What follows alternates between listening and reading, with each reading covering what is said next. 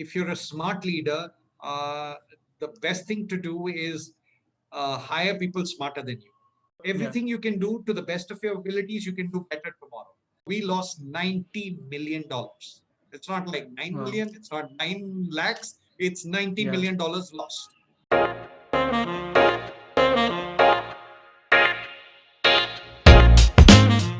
So, hello, Tarunanand sir. Welcome to the show. It's an honor to have you here. I am literally nervous right now because this is a very big opportunity for me and my team to have you on the show and talk with you about a lot of things. So, yeah, welcome, sir. Thank you so much and great to be here. I love the concept of Avara Musafir. That's what did me in. We are all in some ways Musafirs in this world, and it's great to be a little Avara as well. Yeah, sir. So, sir, actually, like I was looking at your LinkedIn profile and I was blown away. I was like flabbergasted for I don't know how many even minutes. So, like you have done a lot in your life, like from sales to marketing to being a senior vice president and being the global head of treasury for Thomson Reuters. Um, I don't know like what even I am doing here with you. This is like a very nervous moment for me. I want to start this podcast with a very heavy question because I know you are someone who can take this question. Not a lot of guests can start any podcast with heavy questions, but I know for sure you can.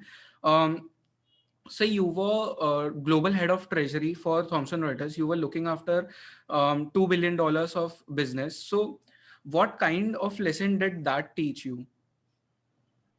So I think the biggest lesson we learned was, I was when I got that position. Firstly, I was in New York, Yeah, and that comes with its own challenges because working in Wall Street. You're managing a multi-billion-dollar business. So yeah, the most important thing was for me. All my colleagues were older than me. The people who I was working with were all 10, 15 years older than me, and suddenly I was made their boss. They're obviously from Harvard, Wharton, Stanford, Oxford, Cambridge with, yeah, blue chip names, 10 years more experience, 15 years, some were even 20 years older than me. It's like, imagine tomorrow your niece or nephew who's 2 years old or 3 years old becomes your boss, right? yeah, How would you go through? So that was the big challenge. So the most important thing when you manage is firstly the team, right? Because as we say, in an organization, you can only go as far based on going together. If you're going yeah, alone, you can go fast, but when you're with the team, you can go far. And organizations obviously have far wielding impact. So the team becomes a very, very critical aspect. And so first is to win them over.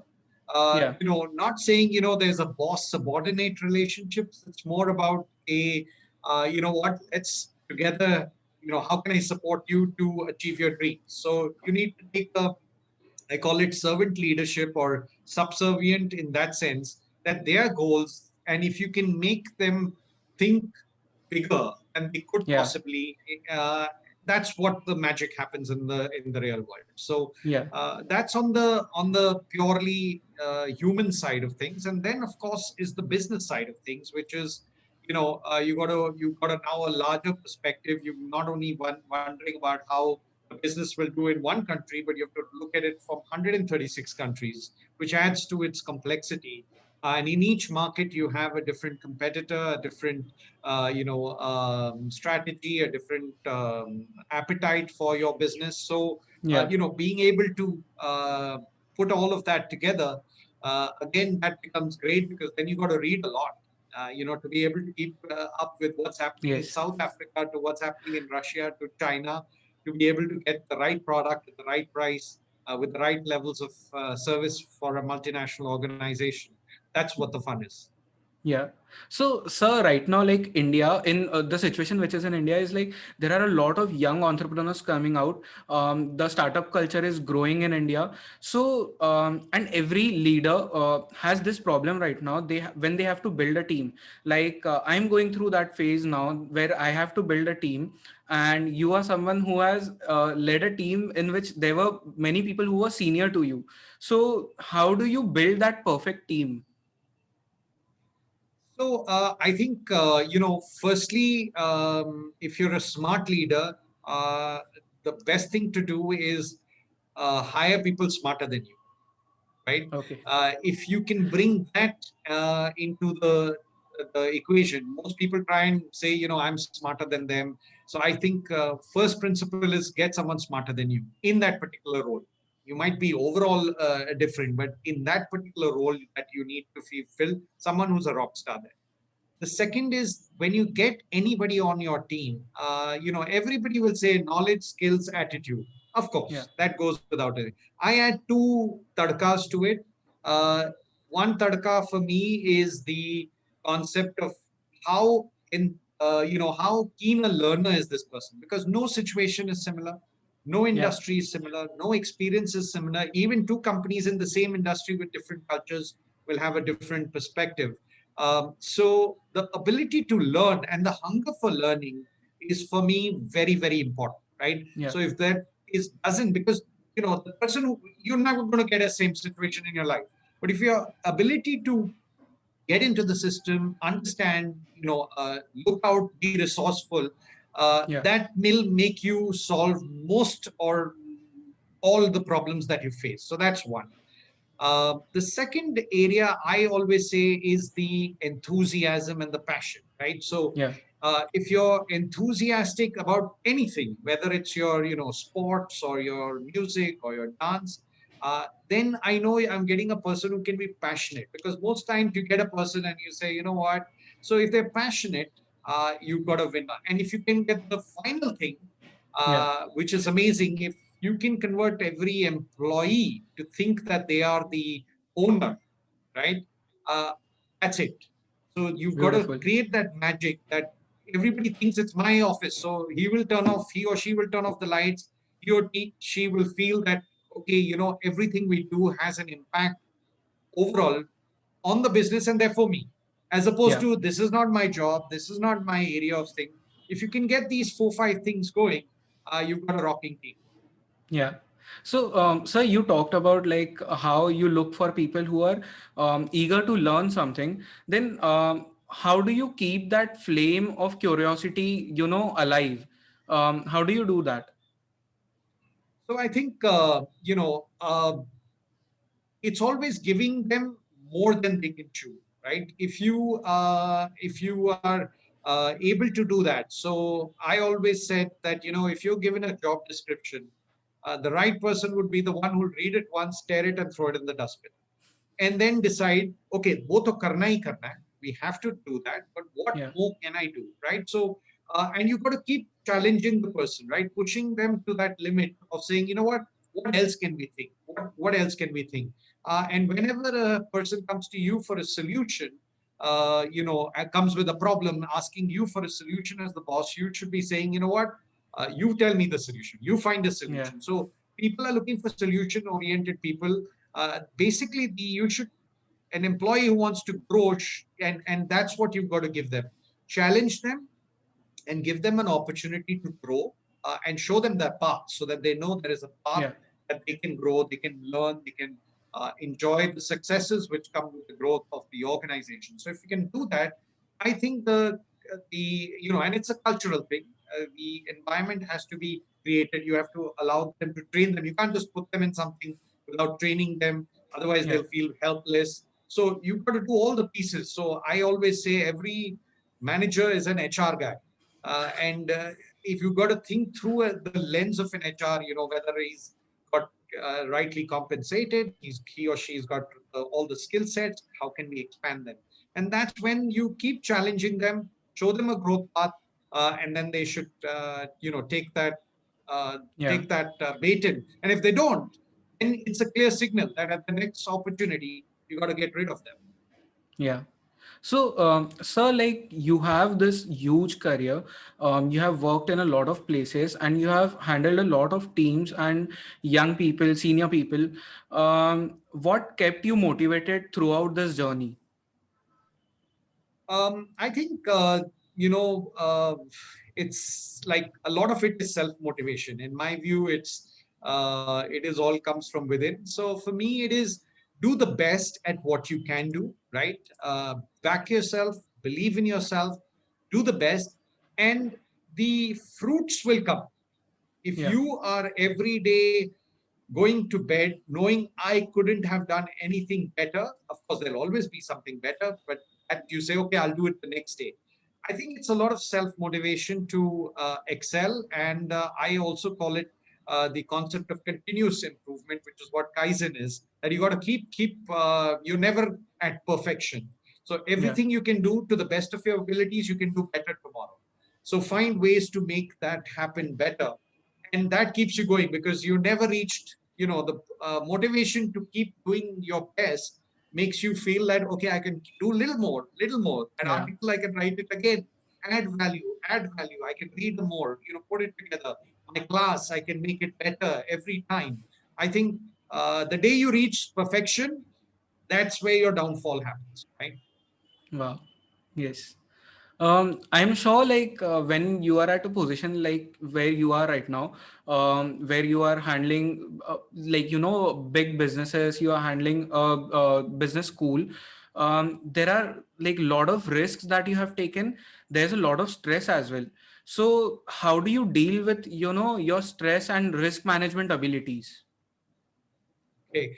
The two different things. So for me, stress is, you know, uh, I think it's not a bad thing, but if one wants to de-stress, for me, it is get out of the workplace. So either spend time with your kids or play a sport. For me, I love Yeah. sports, and therefore I would love to get a game of tennis. And then all I'm interested is in getting, that smash has to be in a particular way, or that serve has Yeah. to. And then I'm not thinking of anything of the workplace.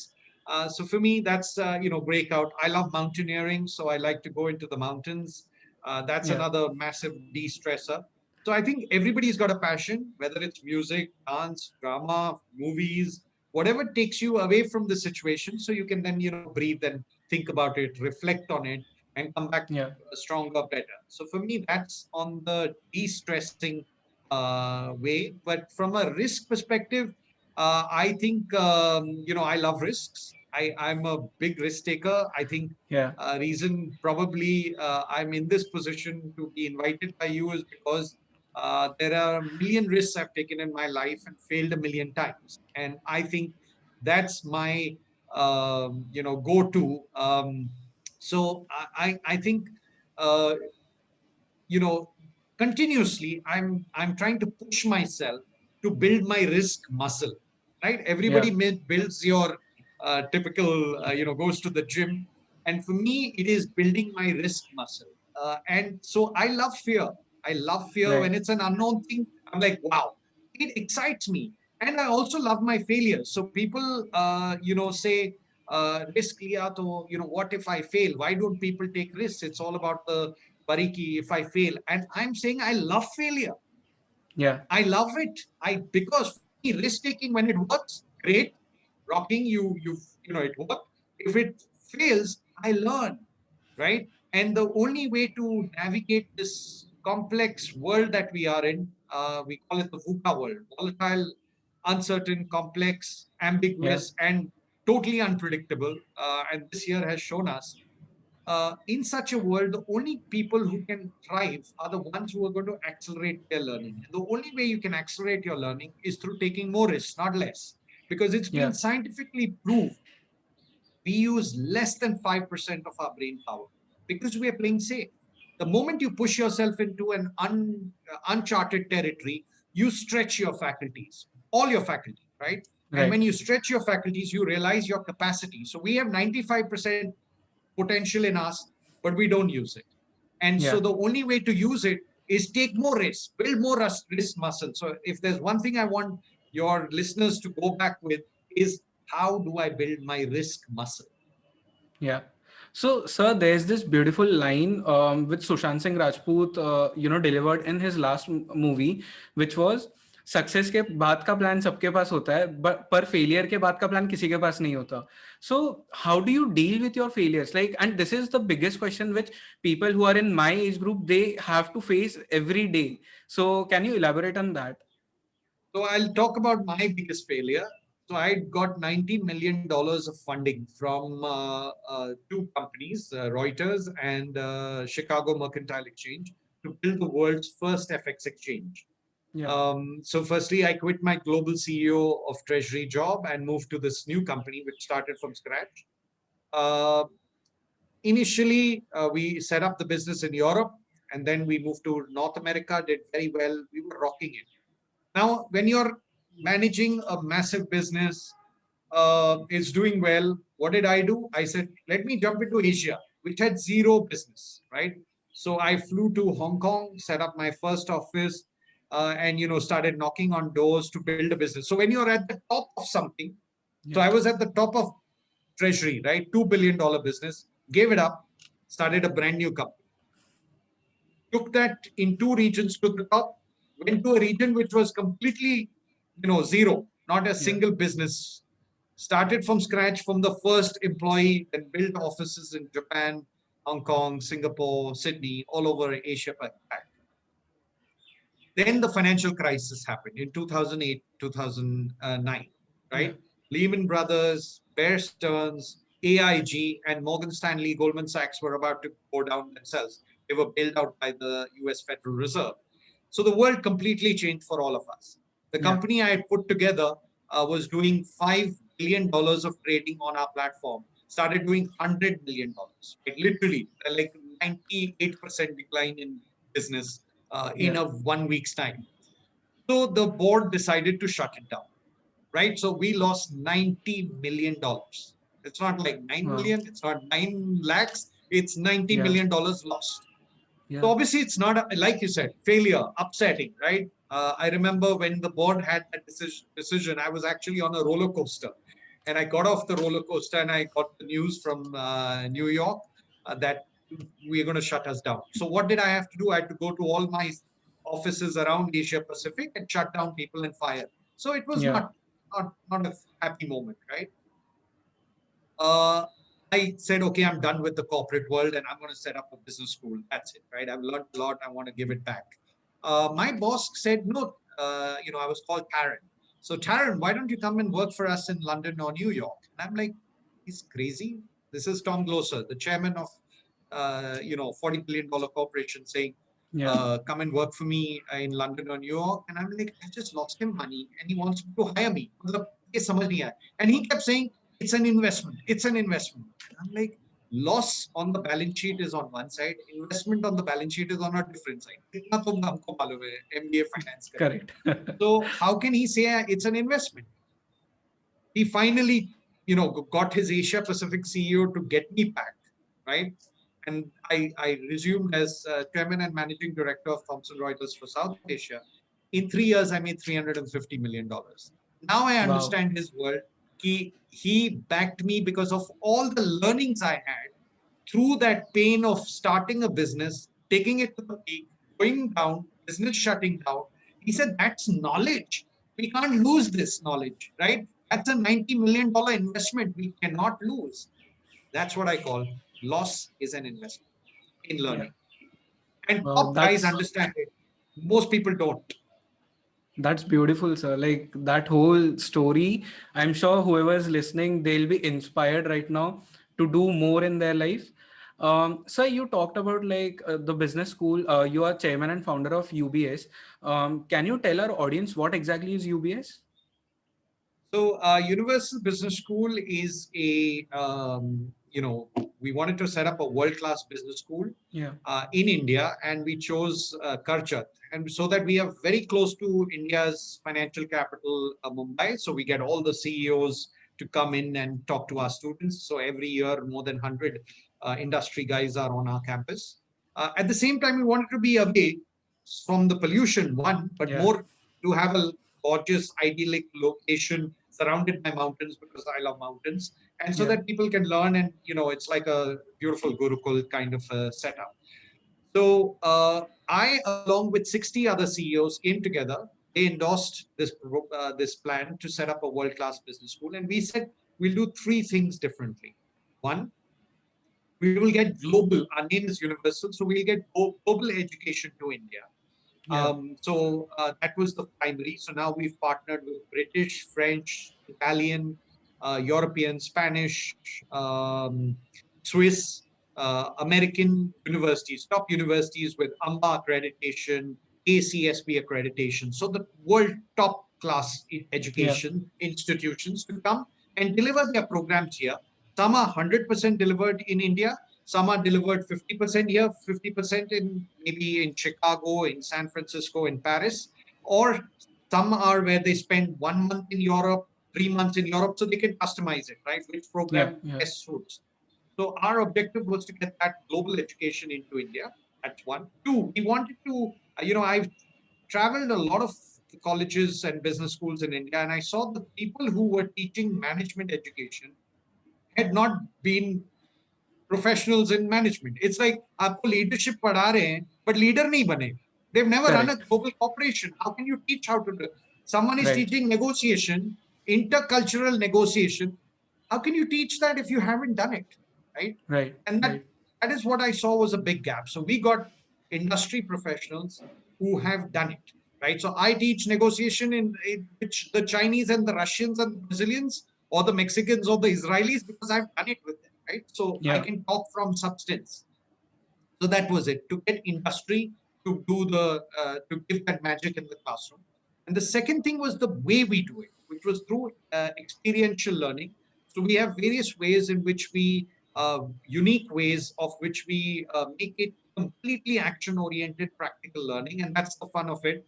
Students love it. We have a 48-hour non-stop case blazer. For 48 hours, they're solving cases without sleeping in an Yeah. eyelid. Exactly what I used to do in Wall Street, right? Solving issues, non-stop investment banking Yeah. Yeah. problems. So we get a lot of such things. We have a Thomson Reuters trading room on campus where students have to invest in Wow. global markets in real time. We have a company on campus where you can become the CEO of a private limited company while you're doing your BBA or MBA, right? Beautiful. No Yeah. campus in the world has done that.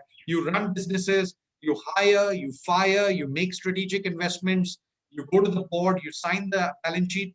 You're just doing your graduation or undergraduation and you are running a company with Yeah. everything, right? So that's how we do it. Right. So, sir, like I have one point to, add here. I come from a journalism background. I have taken my degree in journalism. Um, what I, faced in my college was the teachers who were teaching us and who came from, background of journalism, who were working as a journalist.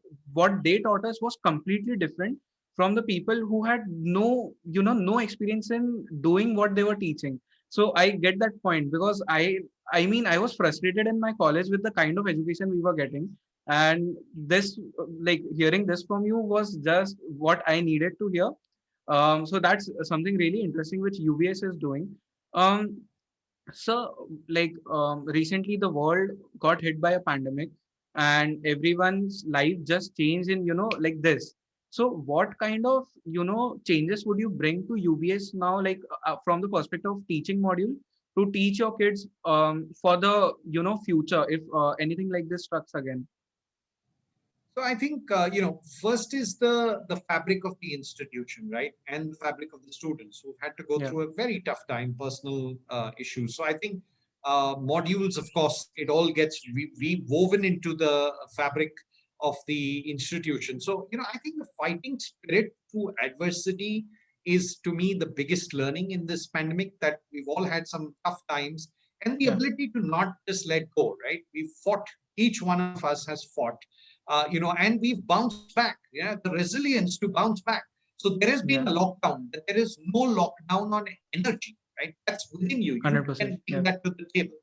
So of course, one has to take tough decisions, right? And completely back yourself on those tough decisions. You got to question every model with which you operate, whether it's your revenue models, your cost models, your cost structures.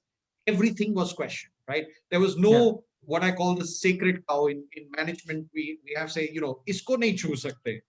yes, Everything was questioned, and in a way, I think that's brilliant because practices which we were doing were just put aside, right? So I think, and that's the whole brings to the point the adaptability, the flexibility, the agility that you need to bring in. And I think my students, this is what I want to bring to them to the table. That how they have done this, because this is what they would do if they were in companies, yeah, right? So I think that's what I think. And then when you get into such a situation, I say you look at new ways of doing business. And I always say innovation comes at the edges. So I'm going to give you, we keep talking about this concept called the Alaskan. What is your Alaskan? I ask my teams, I ask my students, what is your Alaskan? So very quick story. In Alaska, there was a telecom company which put up, wires, poles and wires to connect the far-flung areas of Alaska, which used to be, constant snowing, and there was no telecom facility there. So there was a company which put in $30 million to these poles. Now, they did it, big ceremony, opening, this, that, and all the other, launched the service. They kept getting their help desk kept getting calls. The service is not working within Yeah. a month of the launching. And then they got a call, okay, it started working. Right? Okay, it's working, it's not working, it's working, it's not working. So they were like, "Ye kya ho raha hai?" So they sent a team to figure out, and they to investigate. That team came back to the board and said, you know what, it snows in Alaska. And so the wires get snow, they get frozen, and therefore it loses connection. Okay, we understand that's how the connection goes. How does the connection comes back? They said, Yeah. it's a wild area, remote area, so there are Alaskan bears. So those bears actually come and rub their back against those poles, and then the thing, Yeah. Yeah. gets the snow falls and the connection comes back. A very unique challenge. Iska kya kare? What do we do with such a situation? So so they were putting their heads together and saying, so one lady in the board said, I have a solution. So they said, yeah, show ahead. They said, you know what? Bears eat beef, right? Hmm. So can we put some beef on these poles so the bears with the smell will go, they will try and get to the beef, the wires will, so nahi. Everybody said pagal, like this is the weirdest solution. Are you crazy? This doesn't make sense. So everybody said, no, we are not. And then imagine the logistics of putting beef on all those poles. So you need to have like Right. hundreds of thousands of beef procurement in kgs, and then someone has to mail it. And this doesn't make sense. So one guy said, okay, let's do a pilot. The CEO said, chalo dekhte hain isse, let's try it on. Let's do wo pole mein Right. dal ke dekhte hain. तो उन्होंने डाला. Lo and behold, the solution worked. The grizzlies came, they tried to get it, the lines kept coming. So the solution worked. But then the Yeah. guy's thinking, you know what, we're not a beef company that we're going to procure this and get it done. So he was wondering. So the CEO said, let me fly there and find out. Let me myself, I want to see the solution working. So he took a chopper, a helicopter. He flew in those areas, and when the call came that the lines are frozen, did it. Then they put the beef and so on, and he flew in that area, and then he was flying over those the wires and the poles, and he with the blades cut, the snow would fall down. Yeah. He came back and he said, solution found. Everybody said, what, you're going to put beef? He said, no, every time there is a snowstorm, we need to get a call. We will send a round of helicopters to fly over these lines, and it'll Yeah. cost us $5,000, right? And we'll get it back rather than having this beef. So what I mean by this is the worst idea, not the worst, a possible plausible idea which someone came up actually had a different solution came out of that. But Right. what do we do on boardrooms and all? We say, nahi, rubbish, isse kuch nahi hoga. So I am saying one solution led to the other solution, right? So that's Yeah. how I call it. You got to find your Alaskan. And if you have an Alaskan, you will have a new way of doing and finding solutions. Yeah. Wow. That was an amazing story. I mean, there's so much to learn from that. Sir, I have like last two questions for you.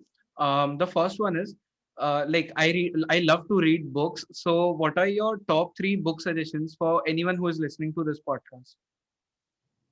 Okay, so it's a very tough one because Yeah. three books is a tough one. But I would say the top of the for me is Elon Musk. Yeah. Unbelievable how he has created three world-class, world disruption businesses from nothing. Yeah. So read Yeah. his autobiography. The second one I would say is Steve Jobs. Phenomenal the way he created Apple and what it's done in terms of market capitalization. The, there are a few more, I would say, if I can add a few more. The house that Yeah. Jack built is amazing. Jack Ma's book on Alibaba, that's a great book.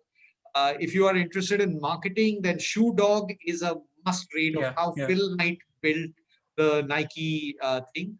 And if you want a little bit on the finance side, there's one book I would say, Principles by Ray Dalio, who's the founder of Bridgewater, the world's largest Yeah. hedge fund. Blow your mind.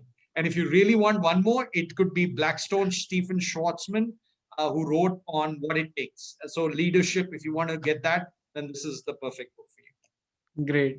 Thank you for those suggestions, sir. I'm gonna read all of those. Before we end this podcast, one last question. Are there any last, piece of advice which you would like to give to our listeners?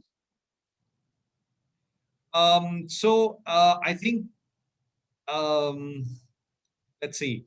I think the most important thing is, tough times will come to you. There's no two Yeah. ways.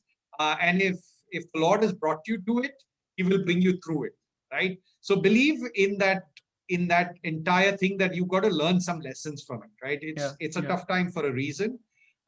It's bringing you up for something bigger, more tougher, which you're going to conquer in the long run.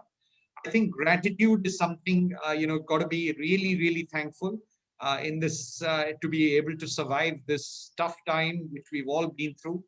Yeah. I love to say to my students, work hard but play harder. I always say, enjoy every moment. Health is going to be the most important thing. You can have all the money Yeah. in the world, but if you don't look after your health, you're not going to be able to enjoy it. And do whatever you do it the best, so that when you sleep in the night, look into the mirror, you have that reflection which says you gave it your best shot. Yeah.